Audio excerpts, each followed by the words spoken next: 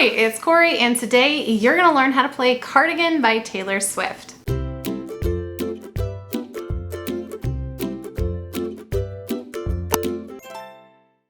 Now for this video, I was totally planning on wearing a cardigan, trying to be like super penny with the clothing choices, but it is crazy hot where I live right now. We're experiencing like a huge heat wave, like in the 90s, and unfortunately I don't have air conditioning in my apartment. So yeah, I might be having a little bit of an extra glisten and glow going on today, but we're just gonna go for it. First thing, if you're not already subscribed to my channel, make sure to hit that subscribe button. Also, I'm on Instagram, and so if you're at all interested in following me, all my social media stuff is just Cory Teaches Music. And what's cool about that is I often do a lot of behind the scenes stuff, just general posts about what I'm doing musically in my life, and often sneak peeks about what videos are coming out. Now, in reference to the actual song, today we're gonna be playing Cardigan in its original key. Now, what is really great about this key is you can play along with it. It does add a slight bit of a challenge because there might be some unusual chords, but none of the chords are very difficult. Now, the thing in particular that I want to kind of address is when I was sort of doing my research about this song and kind of figuring things out, I did find some tutorials already for it, and it only just came out like last Thursday at midnight or something like that. So it's a very new song, and the whole album, I'm completely obsessed with it, by the way. If you haven't already checked out the rest of the album, it's really, really good. What I've noticed, and maybe it's just because it's a really new song, so there's not a lot of information out on it, a lot of the tutorials are completely in a different key, and it's not like there's anything wrong with that. I often change the keys to make things easier as well. However, there's a very simple thing that a lot of people are leaving out, and that's this guy. This is a capo. If you've never seen one before, essentially what it does is it allows you to be able to bar across entire frets, and it makes it so you don't have to change the chords that you're playing in order to play in a different key. So what that means is this. Online, most of the lead sheets that you see will tell you to first start playing an E minor, which is right here. Okay? But technically the song does start on an F minor. Well, E minor is 1/2 step below F. So what you do with your capo is you take this capo, and because you need 1/2 step, that means you need to put it on the first fret. Now technically this is for a guitar, but it works just as well for ukulele. I actually used to have a ukulele capo that came with a kit, and it definitely broke. It was made of like kind of cheap plastic, so guitar ones work just as fine. It's not going to damage your ukulele. And so now that this is barring across, all you have to do is pretend that basically this fret doesn't exist. So rather than playing your E minor originally here, you're going to move everything down a fret, and you hear that is going to be the same as your F minor. The reason why I bring that up is a lot of times on the lead sheets online, you will see like first capo added to that. So I just wanted to like add that so you kind of know. Now, if you're interested in a playthrough where you're just using the original chords that are in those kind of lead sheets, like the E minor, A, D, G, B minor, that's totally fine, and I can make a playthrough for you with that, with or without the capo. If you're using the capo, it's going to essentially do the same thing that we're going to be doing today with the original key. It'll just make it so you can play slightly easier chords, I suppose, but I really don't think these original chords are any more difficult than the chords that you'd be using with the capo. Or you can always just play the entire song down a 1/2 step. It's your choice, either or. But again, my goal here is to educate you and to make you aware of these things so you know what you're reading and you understand what people are doing out there. So without further ado, let's just get on with the tutorial. So the first things first, let's make sure your ukulele is in tune. That's gonna be a G on the 4th string, a C on the 3rd string, an E on the 2nd string, and an A on the 1st string. The first chord we're going to be looking at is the F minor chord. Now, when you see this initially, you might think it's a little bit tricky, but actually it's really not difficult at all. It does require your pinky, but once you kind of can master this, it's a great chord because it is actually in quite a few songs out there that are really awesome, that a lot of times changing the key of the song is not really a possibility. So what you're gonna do first is take your first finger, place it on the 1st fret 4th string. Your second finger is gonna go on the 1st fret 2nd string, and then your fourth finger is going to go on the 3rd fret 1st string. The next chord is going to be a B flat. So for that, you're gonna take your 1st finger, bar on strings 1 and 2 of fret 1. Take your 3rd finger, place it on the 3rd string of fret 2, and your 3rd finger goes on the 4th string of fret 3. The next chord is gonna be the E flat. For this one, you're gonna take your 1st finger, place it on the 1st string, 1st fret, and then take your 2nd finger, place it on the 3rd string, 3rd fret, and your 3rd finger on the 2nd string, 3rd fret. The next chord is gonna be an adapted A flat. A flat in itself is a pretty difficult chord, but what we're gonna be doing is making an easy version of it. So essentially all you're gonna do is you're going to make the position of a G chord, which is your 1st finger on the 3rd string, 2nd fret, 2nd fingers on the 1st string, 2nd fret, your 3rd finger is on the 3rd fret, 2nd string, but you're then going to move that down a fret. So now your 1st and 2nd fingers are on the 3rd fret and your 3rd finger's on the 4th fret. And what you're gonna do is you're actually going to not strum on the G chord. You're just going to strum on strings 3, 2, and 1.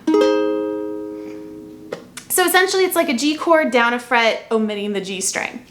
But that's your A flat. And finally, you're going to have a C minor chord. So that's just going to be 1 finger that you're going to bar all along the 3rd fret on strings 1, 2, and 3.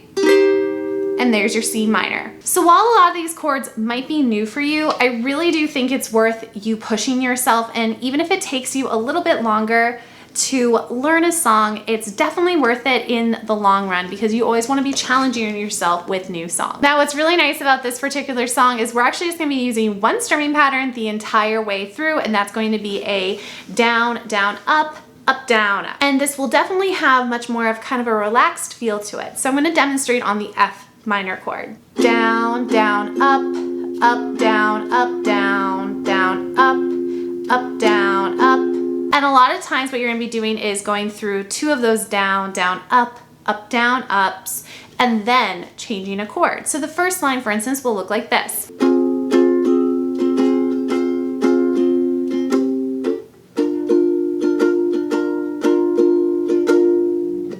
I messed up a little bit on that transition to B flat. It's just weird holding it up this high for my camera. So you're just gonna do that through the entire song. The only time that's going to change is on the very, very, very last chord, which will be an A flat, where you'll just play it on its chord change to end out the song. And for this song, we're not gonna be doing any chucking. However, if you choose to do chucking, that is totally optional for you, but I'm not having any chucking. A good place to add chucking, kind of my general rule, is to strum the first down and then every other down after the first down in a strumming pattern progression is then chucked from then on. But I feel like I've been talking for a while, so let's just give this a playthrough. If you have any questions about what we're doing, watch the playthrough first, and then that should really solve some answers from some questions for you. And again, if you're really, really interested in like the easier alternative version of this key, which again, you can't play along with the recording or anything, but if that is something you're interested in, I can easily make a play along for you of that. So make sure to comment down below, and I can do a version where it's the without the capo and then with the capo as well. So let's get started. 1, 2, here we go, and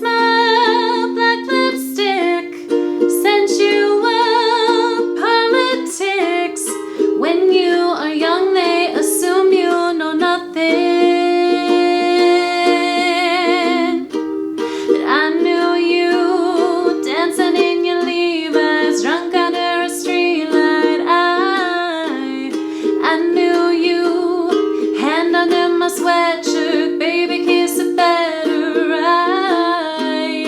And when I felt like I was in no cardigan under someone's bed, you put me on and said I was your favorite.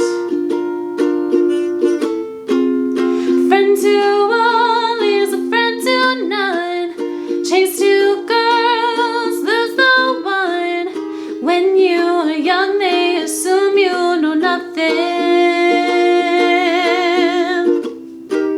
But I knew you playing hide and seek and giving me your weekends. I knew you, your heartbeat on the hotline, once in 20 lifetimes. And when I felt like I was in no cardigan under someone's bed, you put me on and said I was your favorite.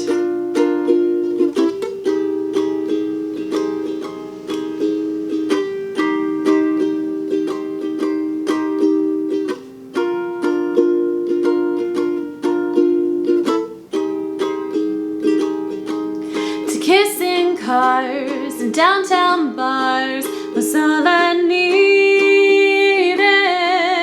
You drew stars around my scars, but now I'm bleeding.